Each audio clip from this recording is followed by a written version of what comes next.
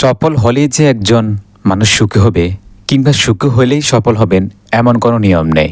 সুখ এবং সাফল্য দুটি সম্পূর্ণ আলাদা বিষয়। খুশি বা হ্যাপিনেস হলো সাময়িক বা ক্ষণস্থায়ী, যা কোনো ভালো খাবারের খেলে বা সুন্দর সূর্যাস্ত দেখলে মুহূর্তের জন্য হতে পারে। অন্যদিকে ভালো থাকা হলো শারীরিক, মানসিক, সামাজিক ও অর্থনৈতিকভাবে সার্বিক ও দীর্ঘমেয়াদী একটি সুস্থ অবস্থা। মানুষের মানসিকভাবে ভালো থাকার জন্য তিনটি বিষয় খুবই জরুরি। ১. অটোনমি, নিজের ইচ্ছায় স্বাধীনভাবে কাজ করার সুযোগ পাওয়া। ২.